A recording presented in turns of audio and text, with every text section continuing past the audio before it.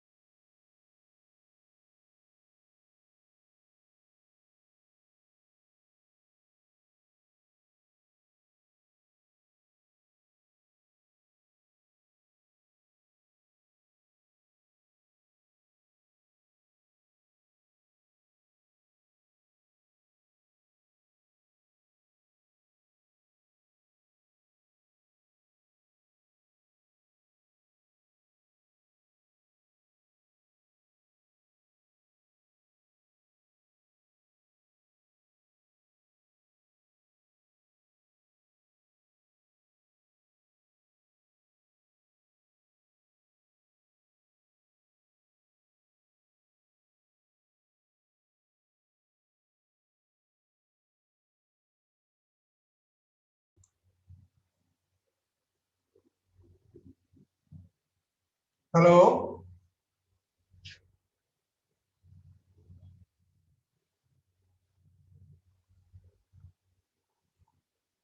Good morning, sir. Good morning. Am I audible now? Yes, sir. Okay, shall we start? Yes, sir. Okay, thank you. So today we are going to discuss one of the common condition, annual condition, which is very commonly seen in surgical OPD and which is also very painful to the patient. So the patient cannot postpone coming to the hospital. He rushes to the hospital. Every day he has to suffer a lot, not only during defecation, but to the most of the time of the day. So this is anal fissure.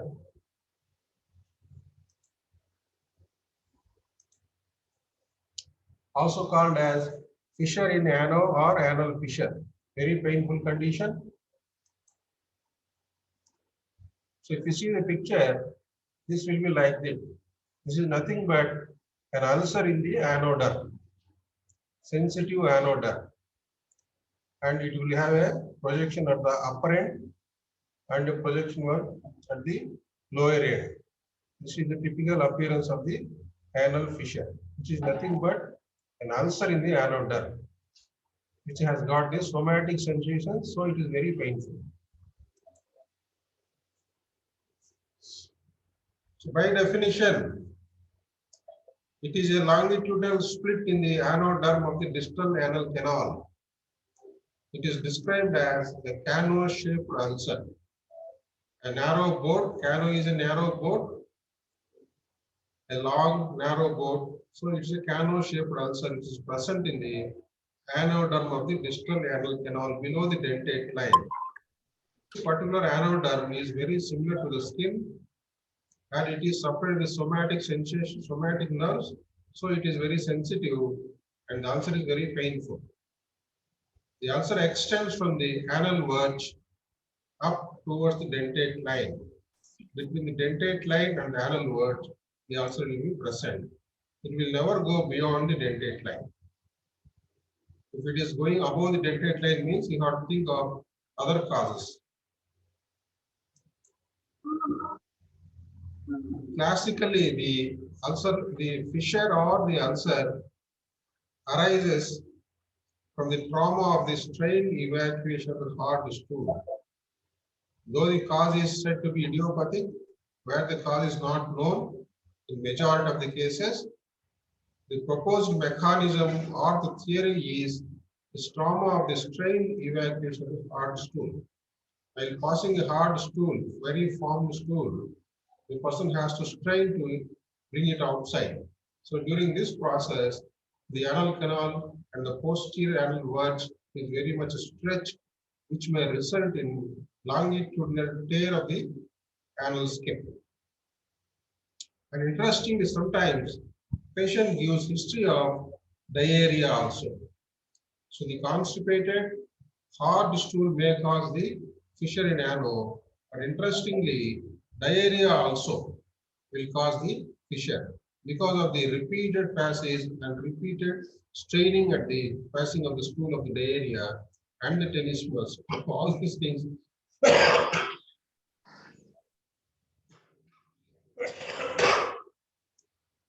may lead to the development of the ulcer. If you observe this picture, so this is the anorectal angle. Rectum is directed anteriorly, anus is directed posteriorly. So when hard stool is pushed downward, the brunt of this straining falls on the posterior aspect on the anal musculature. So the hard pressing at this angle will lead to tearing of this anoderm or anal skin. That is the mechanism how the fissure forms in the anal canal. And this also explains why the fissure is more common in the posterior aspect, posterior midline. It is often chronic.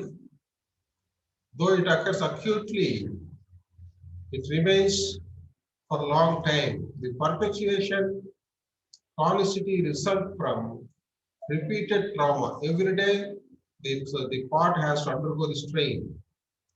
And anal hypertonicity because of the acute injury in the anal nerve, the sphincter muscles, they will go into spasm and vascular insufficiency. The midline, anterior midline and posterior midline of the anal canal will have less blood supply because it's the junction between the vessels of the two sides, vascular insufficiency. All these things will make the ulcer chronic, will prevent it from healing. Why often posterior? So it's posterior midline common position. Why already we have seen the picture. The strain, the brunt falls on the posterior wall. So the fissure is more common on the posterior side.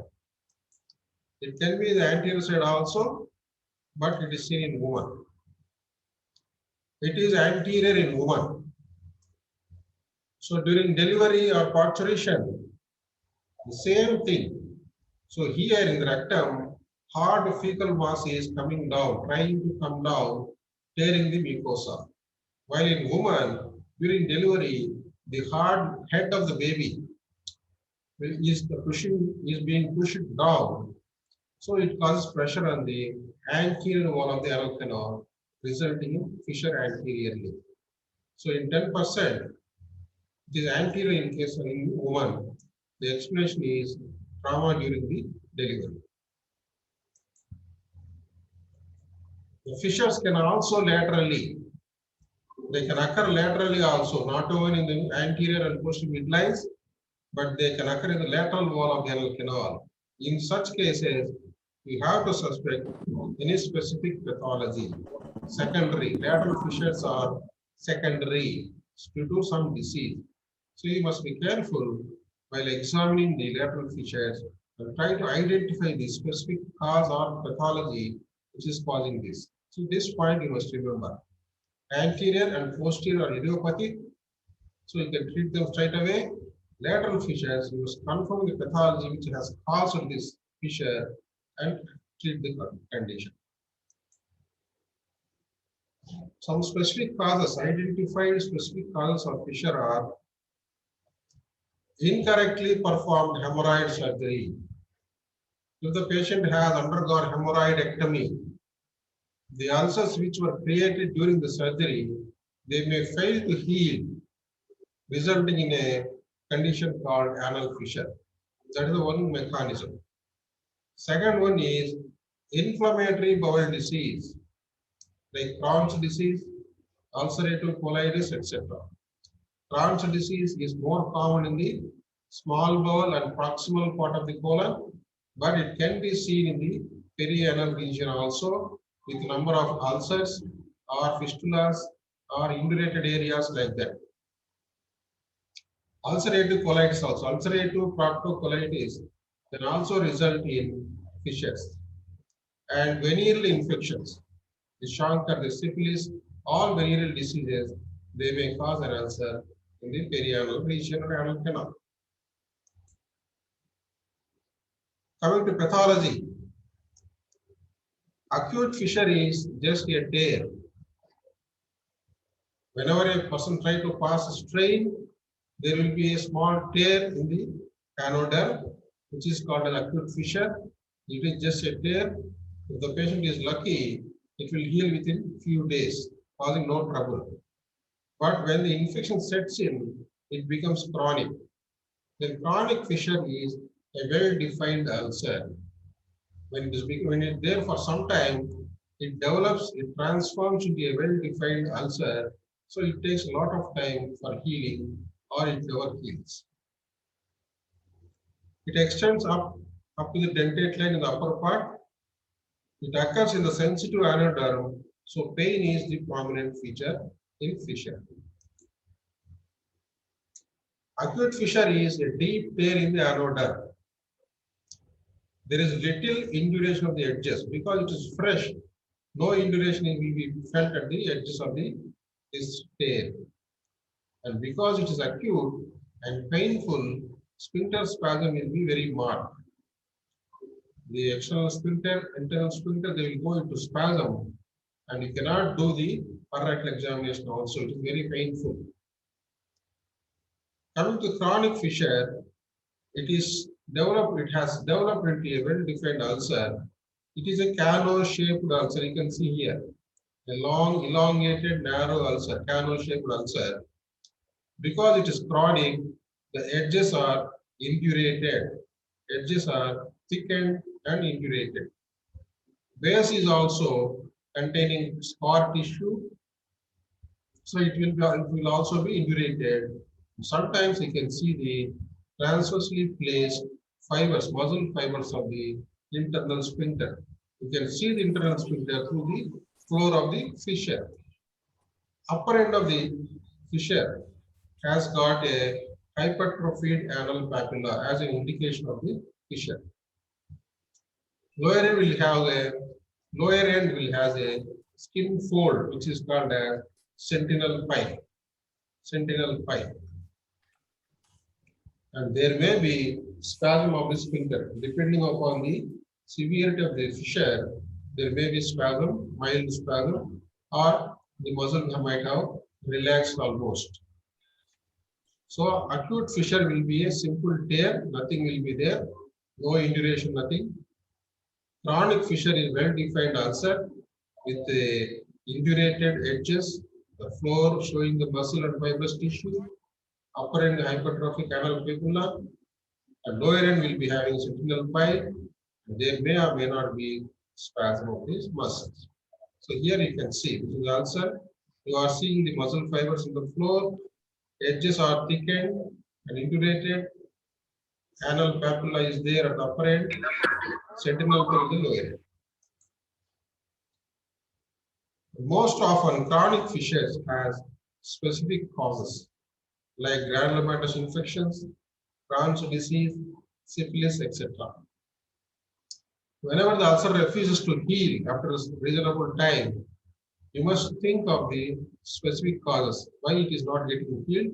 Is there any specific cause or disease to be attended? One, when you see the chronic ulcer, chronic fissure, it will be having all the parts well defined. It will be very large and grotesque, but the person feels little pain. Acute fissure, subtle findings, but it is very painful. Chronic fissure, less pain, but more grotesque in appearance. Pain will be less, but the findings will be more in a chronic fissure. So just by in a Sims position, if you just separate the buttocks, you can see the fissure, acute fissures can be seen clearly. This is the way of demonstrating the fissure. When you stretch the buttocks and open the anal canal, you can see a tear in the midline. This is the common finding. Nothing more need to be done at this stage because it's very painful. Digital examination will be very painful. If you see a fissure here by inspection, you treat the patient for a certain time. When the pain goes off, the spasm is relieved, then you can conduct the full anorectal examination. Coming to clinical features, the young adults are the most often sufferers, but it can be seen in any age, even from infants to the elderly people. More commonly seen in young people. Men and women are affected equally. In women, in 10% of the cases, the fissure will be anteriorly situated. Most often in posterior midline, but in 10% of the cases, it will be anterior. Symptoms of acute anal fissure. Pain is the symptom. Patient complains of only one thing, that is pain, pain, pain. Severe pain will be there with defecation. It resolves after a variable time. Some people will suffer with pain for an hour or two, or some people say after defecation, the pain will persist even up to the evening times also. So they are very terrified about this pain and visiting the bathroom. Only to recur at the next evacuation. Even though the pain passes off, on the next act of evacuation, defecation, again pain reappears. So pain is the symptom of acute anal fissure. Patient is terrified about this pain. And second one is passage of fresh blood. Blood is passed per annum. So it will be in the form of a streak on the fecal mass or on the tissue paper, which is used to clean the anal canal. So when the patient says there is a streak of blood on the fecal mass on one side, it's not bleeding, which occurs by drop, which indicate the presence of hemorrhoids, but here a streak of blood is seen on the fecal mass. Little amount of blood, but pain is this symptom. In chronic fissure, pain has already subsided, little pain will be there, but other secondary features will be like itching. Because of the fissure, there will be a little leak of the anal contents into perianal region, and the skin becomes itchy, or it is due to the presence of sentinel pale. Some irritation will be there, perianal irritation will be there. And discharge may be there from the fissure or from the leaking of the contents, or with the presence of the intersphincteric fistula, associated fistula is there. So discharge can be a leak from the anal canal, discharge from the ulcer, or from the associated anal fistula will be there. So these are the complaints which the patient gives in chronic fissure, not the pain, but irritation and discharge or wetting of the claws, he will complain of. And when you examine in acute fissures, it is difficult to examine. Patient will not allow you to do the digital examination. If you gently part the buttocks, you can see the lower end of the fissure. That's all. So if you see the fissure, you stop the examination there and treat the patient for some time. And then patient will allow you a complete examination. Chronic fissures, they are less painful. You can conduct the full anorectal examination. When you see, there will be a cano-shaped ulcer, typical ulcer, and the hypertrophied anal papilla will be felt or seen in the speculum examination. You can see, and you can feel it also with the distal examination. And sentinel pile will be present externally. Then the next idea is to look for any specific pathology. So to say whether it is idiopathic or whether it is due to specific pathology, you have to conduct the examination. And when the fissure is away from the midline, when it is not in the midline, it is present the lateral side, then you have to suspect some specific cause. Or the appearance of the fissure is atypical.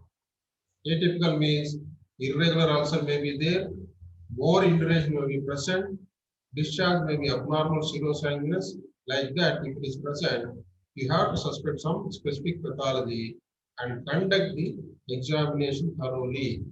If the patient feels discomfort and does not allow you, you go for examination under anesthesia. If the patient is not cooperative, you take the anesthesia and examine the patient thoroughly, and at the same time, you take the biopsy from the suspected region, and if there is any discharge, you send the discharge for culture and sensitivity. So when it is atypical and away from the midline, other than the midline side, we must examine specific cause. If needed, anesthesia is taken, the full examination is conducted, taking a biopsy and sending the discharge for culture and sensitivity. This you must remember. The specific causes identified are Crohn's disease, where you can see multiple skin tags, multiple fissures, multiple fistulas, etc. And tuberculosis, which we commonly see here, is tuberculosis, which will show multiple areas of multiple fissures with thinned out edges or margins of the ulcer. and sexually transmitted diseases like syphilis, chlamydia, chancroid, lymphogranuloma venereum, herpes simplex virus, cytomegalovirus, all these things can cause ulceration which resemble the fissure in the perianal and anal region. Then Kaposi sarcoma, very dangerous condition, it's very aggressive. And B cell lymphoma, cutaneous manifestation of B cell lymphoma can also be seen. So in lymphomas, there will be skin deposits.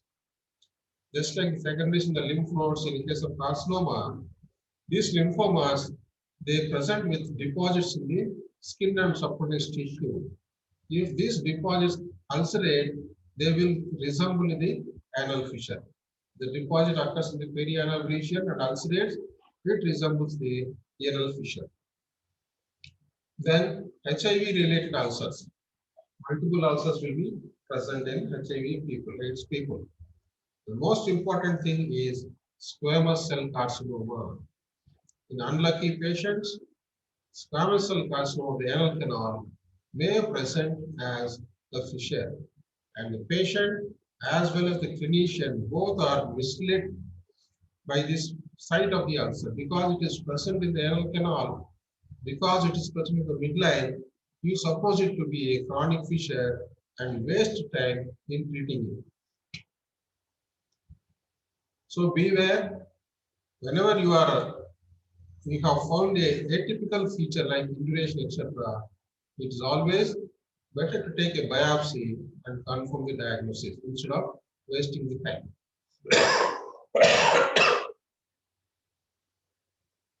So squamous cell carcinoma is one of the dangerous differential diagnoses. The differential diagnosis, carcinoma of the anal canal, and when there are multiple fissures, you must suspect some skin diseases, psoriasis, lichen planus, etc., may be present in the perianal region with multiple fissures or ulcers. It can be due to scratching. If the patient is a known diabetic and is having perianal candidiasis, there will be a lot of itching. So patient scratches and he shows the multiple acute erosions or the ulcers. And inflammatory bowel disease, Crohn's disease, as well as ulcerative colitis may present with perianal manifestation. STDs and unnatural sexual practices and tuberculosis. So what we have to concentrate in our part of the country is tuberculosis. And lastly, the proctalgia fugax, painful perianal condition, painful perineum, and painful rectum. Patient complains of severe spastic pain, and when you examine, nothing will be there. The anatomy will be normal, but patient feels very pain during passing stools, and when you do the correct examination, spasm of the sphincter spasm of the may be present. So this particular peculiar condition is called as proctalgia fugax.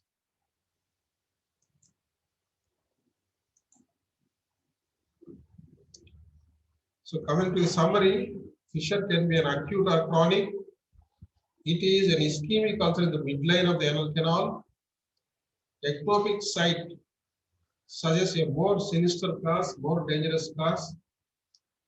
Main symptoms are pain on defecation, bright red bleeding in acute condition, chronic mucus discharge, and constipation will be present.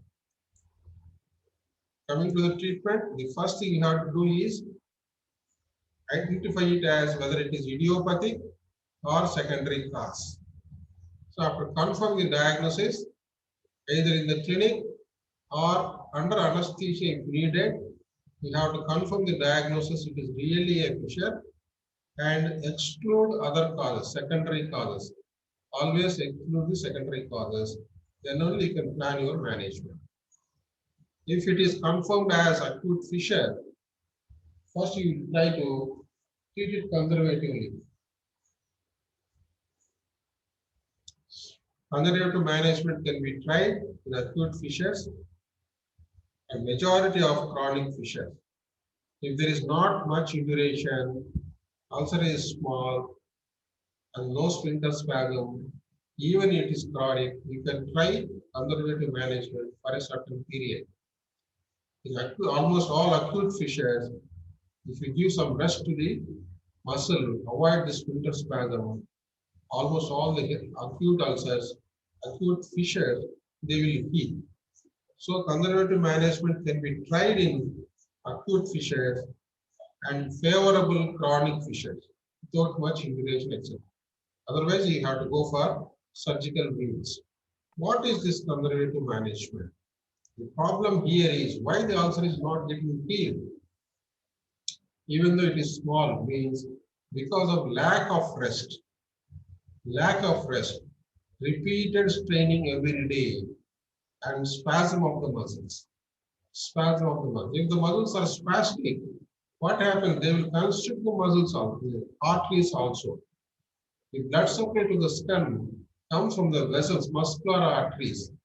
When the muscular artery is compressed, little amount of blood reaches the superficial skin. So skin becomes ischemic, ulcer will not heal. If the muscle relaxes, it encourages the blood supply to the ulcerate, so ulcerate tries to heal. Second thing is lack of rest. Every day, patient has to pass stools, so he will strain and there will be stretching and disturbance of the ulcer. So it will not be problem. So you have to take care of these two things. One is you must reduce, you must decrease or curtail the straining at the stools. So you make sure that the stool is soft in consistency and it will be passed off with minimal effort. Second thing is you allow the muscle to relax. These are the two principles to be observed in conservative management. The principle of treatment is spasm of the sphincter causes pain, so the lack of rest to the ulcer prevents ulcer healing. You have to do relax the muscle, release the pain, and encourage the ulcer to heal. Avoid strain and regular bowel rest of the ulcer. So straining must be avoided. The goal of the conservative management is to relax the sphincter somehow. Do whatever you want to do. Make the sphincter relax. So there will not be much straining. Blood supply will be improved. So the ulcer heals. The goal of the conservative management is to relax the spastic sphincter. What does this contain? Conservative treatment. The first thing is normalization of the bowel habits. Most of these patients, they will be having constipation. They will be passing hard stools. They will be visiting the bathroom once in 3 to 4 days, not regularly. So the bowel habits are at fault. So first try to normalize the bowel habits. Ask the patient, advise the patient to pass the stools every day and take such diet which will make the stool softer than hard stools. For this normalization and to make the stool soft, the simple and helpful measures are ask them to take fiber diet to bulk up the stool. Lot of fiber they have to take in the form of vegetables or leafy vegetables like that, so that the stool will form a bulk, soft to bulky in nature. And you can use some stool softeners, some medications which will make the stool soft and bulky. And advise them to take adequate water intake. So lot of water is absorbed in the colon. So when the person takes little amount of water, the body tries to conserve water. So stool stays for a long time in the colon and colon absorbs, extracts all the water that is present, making the stool more harder and more difficult to pass. So if you take a lot of water, so there will be little content of water in the stool remains and makes it soft. To relieve the pain, once the fissure has formed, to relieve the pain, give them warm baths. Chidge baths we call it. So in a tray, warm water is put Either some antiseptic solution like Dettol or betadine or a little salt is kept in the water, and patient sits in this so that the buttock area, sidge area or buttock area, sidge area means the area of the body which touches the ground when you sit. So that is the sidge bar, bathing of the hips. So that will clean the ulcer. At the same time, it will give some soothing effect, relax the muscles. So sidge baths should be advised. And topical local anesthetics to relieve the pain. Even if the pain is severe, even with these conservative measures, we can advise local anesthetic creams or solutions, which will be introduced into the anal canal, which will anesthetize the skin and the ulcer and get rid of the pain. And you can use the anal dilators also. In a little chronic case, an anal fissure where the little muscle spasm is there, you can stretch the muscle, you can dilate the muscle with the help of the anal dilators. So depending upon the need and situation, any of these methods can be tried to relieve the muscle spasm, to get rid of the pain and normalize the bowel habits. Now one by one we will discuss. Stool softeners. So the drugs what we use commonly are the age-old preparation is Primafin, which contains sodium picosulfate, liquid paraffin, and milk of magnesia. All the three things are laxatives. They are laxatives. They soften the stool, they irritate the bowel, try to evacuate the stool as a soft thing. Then more palatable is the lactulose. Lactose also acts as the uh, laxative. And the newer drugs are polyethylene glycol. This is a tasteless solution. This also called as laxative. And Ispagula husk. This husk will be in the form of a powder, which is commonly used in all these preparations. And the patient has to mix this powder in a lot of water and drink it in the night times, so that it increases the fiber content of the stool, it increases the bulk of the stool, makes it soft and easy to pass. Then the recent drugs are the nitric oxide donors. Nitric oxide donors. What is nitric oxide? Ready? While discussing the physiology of the anal canal, we said NaNC fibers. Non-adrenergic, non-cholinergic fibers are there, special fibers are there in the perineal muscles and anal canal, which will secrete the nitric oxide, which is a powerful, smooth muscle relaxant.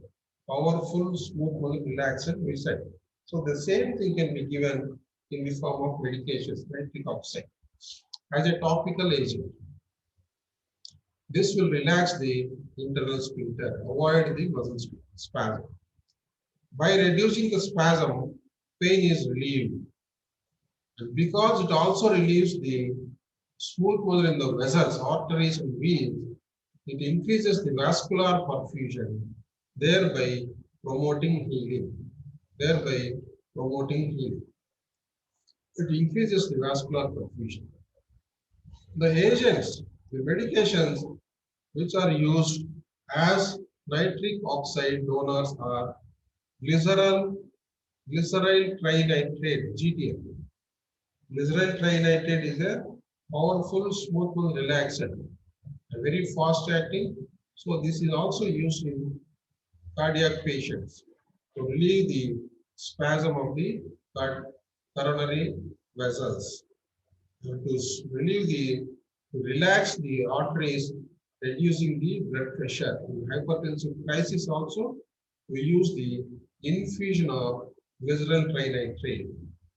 These drugs arbitrate is taken by the patients with angina in the sublingual position. So thereby the spasm in coronary arteries will be relieved. So the same drug can be used to relieve the spasm of the anal muscles also. But here it is used in the form of a cream, local cream. The problem here with this drug is it causes headaches. So it releases once it is absorbed, it causes dilatation in all the vessels of the body. So it may cause headache. Another drug is calcium channel blocker is diltiazem.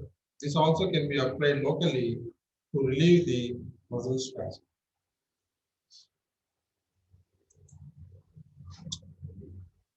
And this is another peculiar drug, the Botox. It is given in the form of an injection, 10 to 100 units to paralyze internal sphincter muscle. So this is a toxin, botulinum toxin, which is very dangerous. In large doses, it will kill the person. So to paralyze the muscle, it has to be given in a limited amount, limited quantity. So it causes temporary neuromuscular paralysis.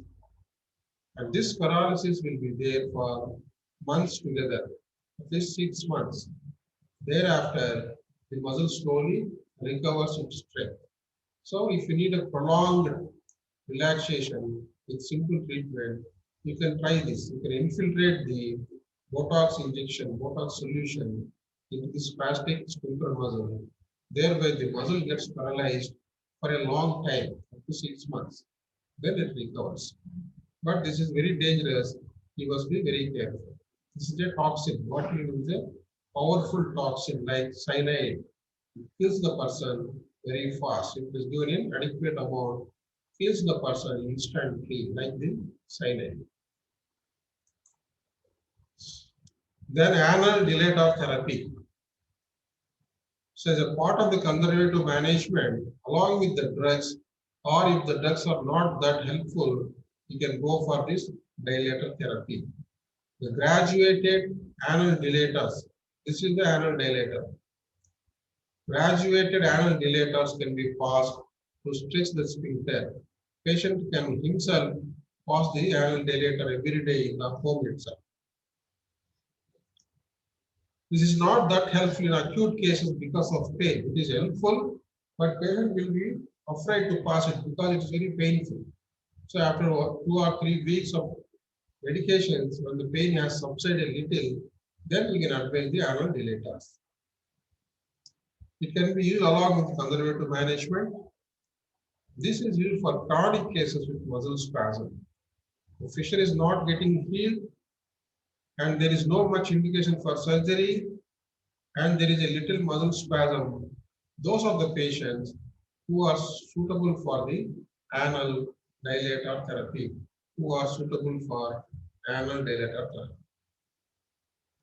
And they can also be used for post-hemorrhoidectomy to prevent stenosis.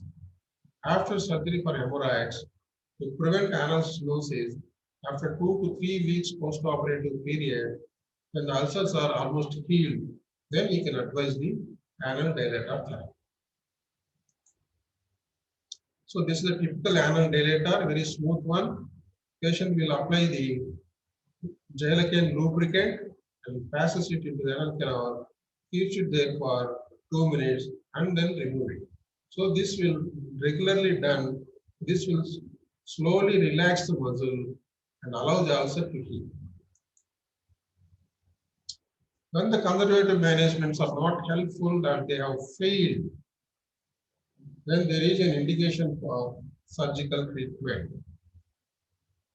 Failed conservative treatment is indication for surgical measures. Or chronic fissure with lot of fibrosis. At the initial examination, if the fissure appears to be chronic and lot of induration, lot of fibrosis, etc., and when you think it cannot be settled with conservative management, you go for surgical management. And if there are skin tags externally, mucus polyps or hypertrophied anal papilla, all these things which cannot be treated with medicine, so you advise surgery for this patient. The idea of the surgery is again to relax, to stretch, or cut the internal sphincter. somehow you have to relieve the spasm of the muscles. You relax the muscle, or you stretch the muscle, or cut the muscle, so that spasm is relieved, ulcer gets some rest. So that is the idea of the doing surgery. So the idea is same as well as in conservative management and surgical management. Also the idea is same, but the methodology is different. How you achieve it is different.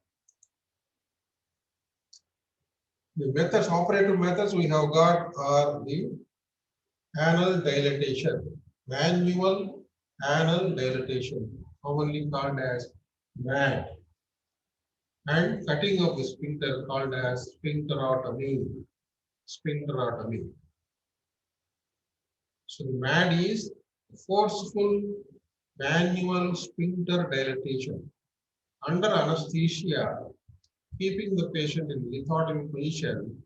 You dilate the sphincter with your hands forcibly.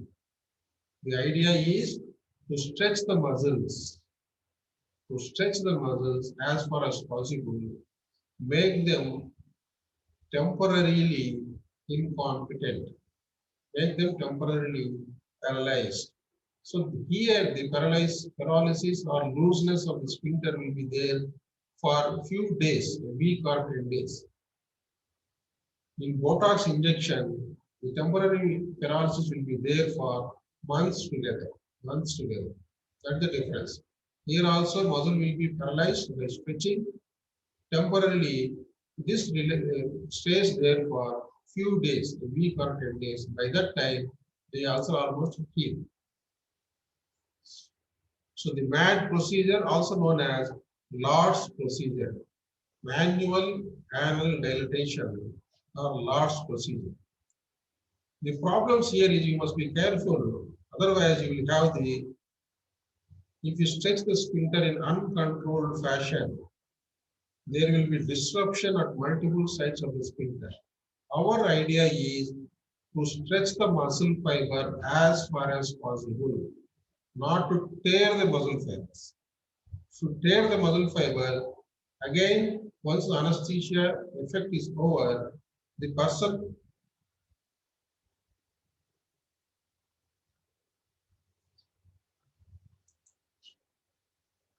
hello.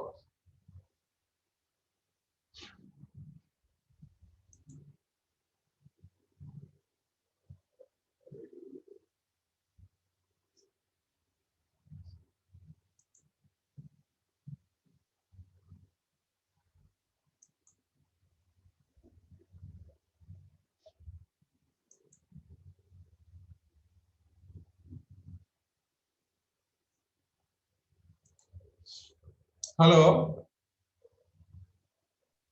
Yes, sir. Am I audible now? So there is Yes, some sir. Audible, interruption. sir. Okay. So the operative measures are the maximal or manual anal dilatation called a Lord's procedure, which is done under regional, that is spinal or general anesthesia. So here the idea is to stretch the muscle as far as possible, not to tear the muscle. If you tear it, again it will go into muscle edema and more spasm will be there. And a little risk of incontinence is there. Little risk of incontinence is there.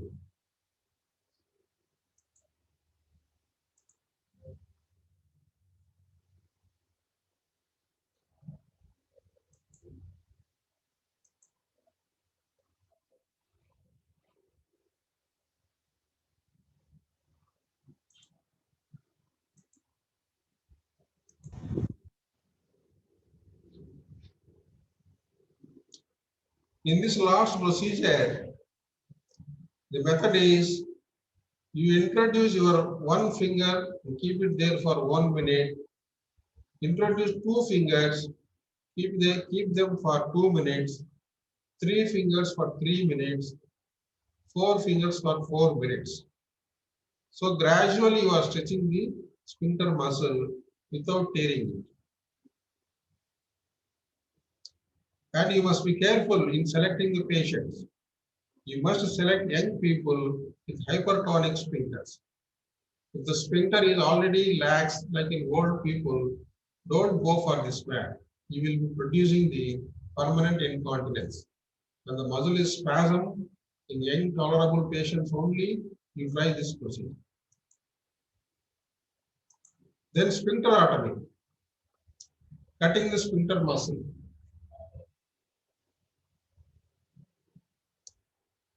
So you can cut the sphincter muscle in the base of the ulcer, which is called as dorsal or posterior sphincterotomy, which is attended with lot of complications. So we are not doing it. So we are doing nowadays lateral anal sphincterotomy. We select a part site of the muscle where the ulcer is not present, healthy part of the muscle is exposed and cut below the level of the dentate line. Only lower 1/3 of the sphincter muscle must be cut, not the full muscle. If you cut the full muscle, it results in anal incontinence. So only lower 1/3 should be cut below the dentate line. This can be done by an open method where incising the anal verge, you can expose the muscle, separate the mucosa medially and the intersphincter groove laterally. You can see the muscle and cut it under vision in open method. Then close the wound. Closed method, you just identify the intersphincteric groove, introduce the number 11 blade in the intersphincteric groove, and taking your finger as a guard, you divide the muscle, lower 1/3 of the muscle, and apply pressure for some time to prevent hematoma formation. This is the closed method. So in any way, you can divide the lower 1/3 of the sphincter, which will relax the muscle, avoid the spasm, allow the ulcer to heal.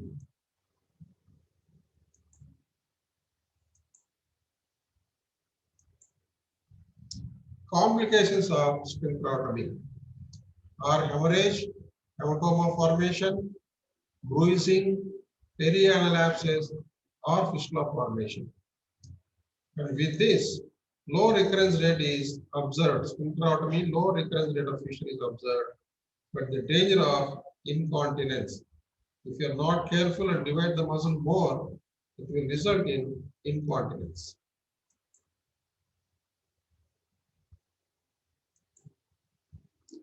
And another surgery is in very chronic cases. Even after sphincterotomy, the ulcer is not healed. In such cases, you can go for plastic procedures, advancement flaps. There is a flap of the perianal skin. Excise the fissure first, make it fresh. Then raise a perianal flap of skin and use it to close the ulcer. This is called as advancement flap, anal advancement flap. So here, a perianal flap of skin is raised and which is pulled inside to close the defect in the anal duct, which is called as advancement flap, which is done in very chronic cases which fail to heal even after sphincterotomy.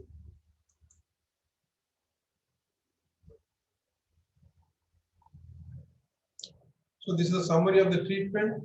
First, try the conservative measures consisting of stool bulking agents and softeners and chemical agents in the form of ointments designed to relax the anal sphincter, which will donate the nitric oxide and improve blood flow. Then if these things fail, surgery is done, consisting of lateral sphincterotomy or anal advancement flap. This is hypertrophied anal papilla without fissure also.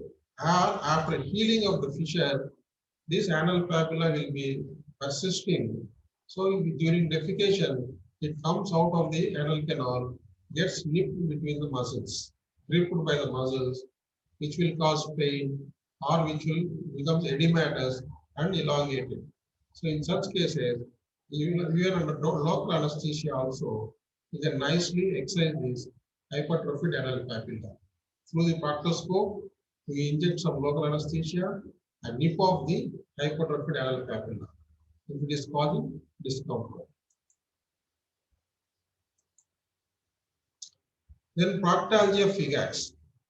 There are attacks of severe pain arising in the rectum, recurring at irregular intervals, and unrelated to organic disease. No organic disease is found. Only patient says he has pain. She has pain, more common in women. She has pain and muscle will go into spasm.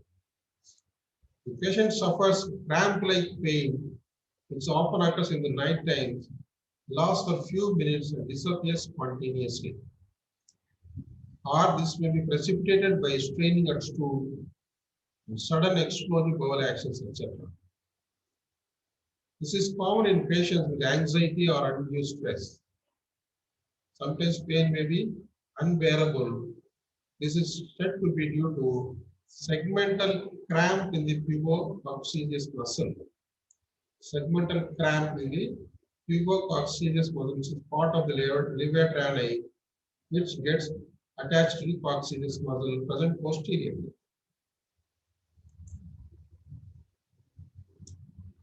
If the frequent attacks are there, you can try the amitriptyline, which is anxiolytic drug, which will make the patient relax smoothly and goes into sleep. So this drug can be tried during bedtime. Amitriptyline 25 milligrams at bedtime can be advised. Tryptophan. Or in acute attacks, smooth relaxations can be advised. Salbutamol. Salbutamol inhalers are used to avoid the spasm in the bronchial muscle in asthmatics. The same can be given to these patients to relieve the spasm of this muscle. Salbutamol inhalers can be advised in acute attacks, or amitriptyline tryptophan 25 milligrams can be given at bedtime to avoid this spasm of this muscle.